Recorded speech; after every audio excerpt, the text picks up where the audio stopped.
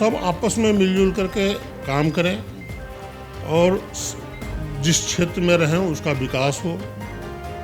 अभी जैसे पालम इन्होंने एक्शन शुरू किया है और यही कंटिन्यू करते हैं और आगे तक ले जाते हैं तो हमें लगता है कि काफ़ी क्षेत्र का विकास होगा। केजरीवाल जी कांग्रेस के अगेंस्ट में स्ट्राइक करके अन्ना हजारे के साथ में वो उभरे थे।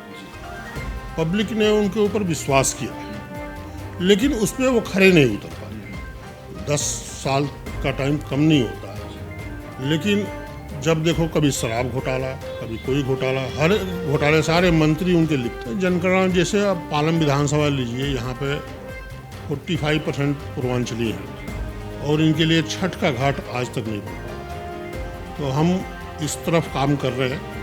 और नमस्कार, मैं हूं प्रवीण और आप देख रहे हैं अपना सबसे विश्वसनीय चैनल इंडिया टाइम 24 न्यूज़। आज हमारे साथ एक ऐसी शख्सियत मौजूद है जिन्होंने अपनी ज़िंदगी का एक लंबा समय देश की सेवा में दिया। वो सरकारी पदों में रह चुके हैं और देश के लिए अनेकों कार्य कर चुके हैं और अभी वर्तमान में समाज सेवा से जुड़े हुए हैं। जब आप पालम विधानसभा से गुजरते होंगे तो आपको उनके तमाम बैनर पोस्टर नज़र आते होंगे। ये तमाम धार्मिक कार्यक्रमों से जुड़े रहते हैं। हमारे साथ मौजूद हैं सुधीर कुमार राय जी। सुधीर जी, बहुत बहुत स्वागत है। नमस्कार जी। सुधीर जी, पहला इंटरव्यू आपका हम लोग कर रहे हैं। क्या कहना चाहेंगे? हमारे दर्शक भी जानना चाहेंगे। आप अपने बारे में कुछ बताएं। क्या कुछ बैकग्राउंड रहा है? पालम में आप लंबे समय से रह रहे हैं, इससे पहले क्या कुछ बैकग्राउंड? एक्चुअली मैं इंजीनियर हूँ, सिविल इंजीनियर। एक बलिया यूपी में छोटा सा गांव है, वहाँ से बिलोंग करता हूँ। 93 में मैंने DRDO ज्वाइन किया, जिसमें बहुत सारे नेशनल इम्पोर्टेंस के स्ट्रेटजिक प्रोजेक्ट्स किए। इवन जो राजा जी मार्ग पर जब जाते हैं तो DRDO भवन भी मेरी ही बनाई हुई है। उसके बाद मेरी मिसेज इससे पहले बहुत सारे रियल इस्टेट के बिजनेस में इन्वॉल्व थी, वो भी 1993 से ही थी और धीरे धीरे उनका बिजनेस ग्रो करता गया और इंडिया के लगभग कई शहरों में उन्होंने अपनी रियल इस्टेट की बिजनेस बनाई। बाद में हमने इनको ज्वाइन किया। जब इनका बिजनेस ग्रो कर गया तो हमने ज्वाइन किया और पालम में 2010 से इस ग्रुप हाउसिंग या छोटे छोटे बिल्डिंग्स बना करके यहाँ लोगों के बीच में रहे और लोगों से मिलना जुलना हुआ। यहाँ बहुत सारे लोग जो गांव से आकर के बसते यहाँ आते थे तो लो कास्ट के फ्लैट्स का एक्सपेक्टेशन करते थे। यहाँ बहुत सारे बिल्डर्स थे, तो उस बिल्डर के फ्लैट के रेट को हमने कंट्रोल करने का काम किया।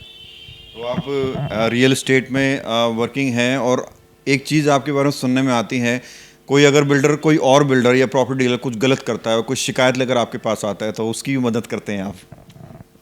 वो हमारा समाज सेवा का ही पार्ट है।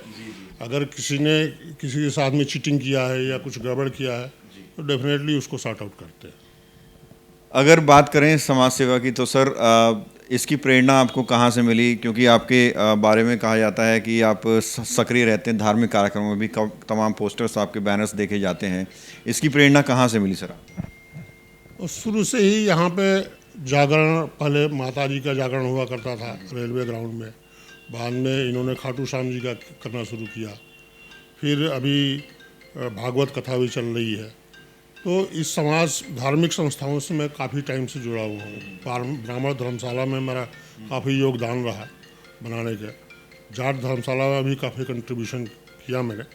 जो समाज के उत्थान के लिए जो भी ज़रूरत था उसमें हम इन्वॉल्व रहे। क्या कुछ विजन लेकर चल रहे हैं? क्या सोच कर लेकर चल रहे हैं? कैसा भारत आप बनाना चाहते हैं? सब आपस में मिलजुल करके काम करें और जिस क्षेत्र में रहें उसका विकास हो। अभी जैसे पालम की प्रॉब्लम्स है, एंट्री और एग्ज़िट की है, बहुत सारे जाम होते हैं। यहाँ कोई बीमार पड़ जाए या हार्ट अटैक की प्रॉब्लम हो, मिनिमम आधे घंटे लगेगा यहाँ से बाहर निकलने में। तो वो हॉस्पिटल पहुँचते ही लोग दम तोड़ देते हैं।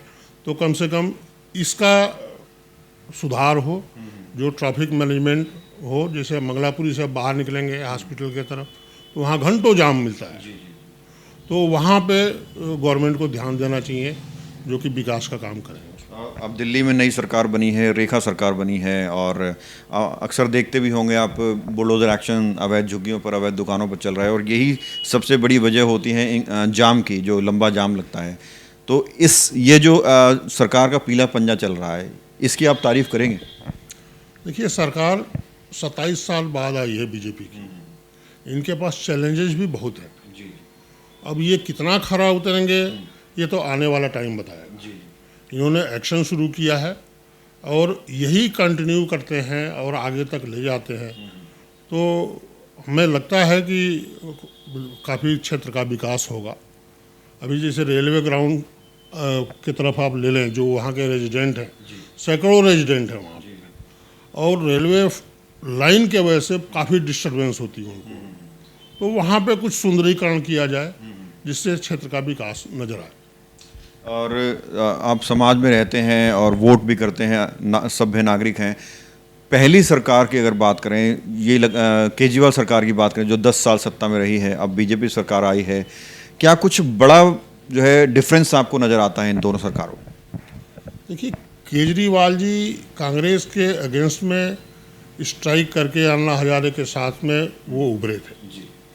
पब्लिक ने उनके ऊपर विश्वास किया, लेकिन उस पर वो खड़े नहीं उतर पाए। 10 साल का टाइम कम नहीं होता है, लेकिन जब देखो कभी शराब घोटाला, कभी कोई घोटाला, हर घोटाले, सारे मंत्री उनके लिप्त हैं घोटाले में।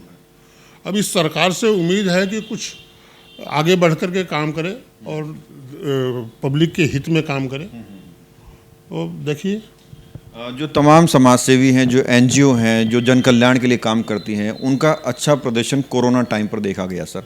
कोविड टाइम ऐसा टाइम था कि जब पूरा देश बंद था, लोग बेरोजगार हो गए थे, लोग अपने घरों जा रहे थे, पैदल निकल कर जा रहे थे। उस वक्त सुधीर कुमार ने क्या कुछ जनसेवा की, कैसे लोगों की मदद की? हमने काफ़ी एम्बुलेंस फैसिलिटी प्रोवाइड की थी उस टाइम में। लोगों को घरों से लेकर के एम्बुलेंस से हॉस्पिटल पहुंचाते थे, उनके मेडिसिन वगैरह का व्यवस्था करते थे, तो काफ़ी कंट्रीब्यूशन किया हमने उस पीरियड में भी।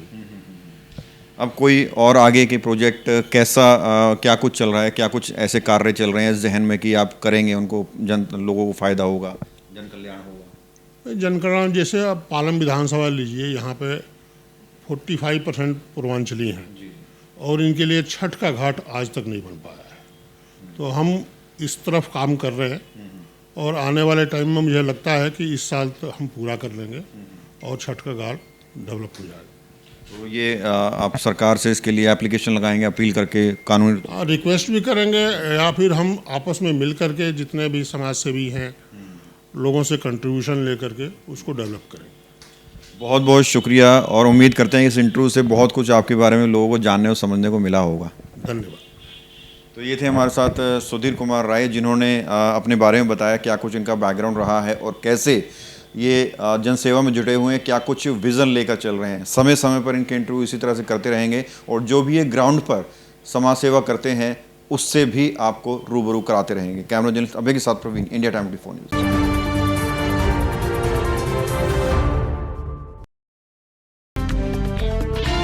खबरों से खबरदार रहने के लिए चैनल को सब्सक्राइब करें और प्रेस करें बेल आइकन।